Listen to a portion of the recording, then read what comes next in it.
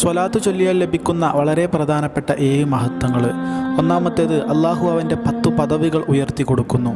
രണ്ടാമത്തേത്, 10 ഗുണങ്ങൾ അള്ളാഹു അവനിക്ക് വേണ്ടി രേഖപ്പെടുത്തുന്നു.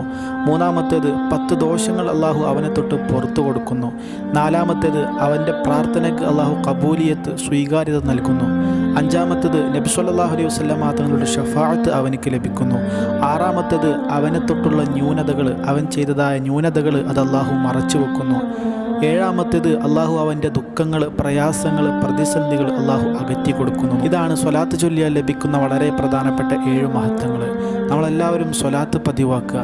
കൂടുതൽ സ്വലാത്ത് ഇൻഷാ അല്ലാഹ് ഹബീബായ റസൂലുള്ളാഹി സ്വല്ലല്ലാഹു അലൈഹി വസല്ലമ തങ്ങളുടെ മേൽ നമ്മൾ ചൊല്ലുക. പ്രത്യേകിച്ച് ഇത് റബീഉൽ അവ്വൽ മാസമാണ്. ഡെയിലി നമുക്ക് കഴിയുന്നൊരെണ്ണം സ്വലാത്ത് നിത്യമാക്കുക. അള്ളാഹു നമുക്ക് അവിടുത്തോടുള്ള സ്നേഹം നമ്മുടെ ഹൃദയാന്തരങ്ങളിൽ നിറച്ചു തരട്ടെ. അള്ളാഹു അവിടുത്തെ യഥാർത്ഥ ഉമ്മത്തിയങ്ങളിൽ നമ്മെ ഉൾപ്പെടുത്തട്ടെ.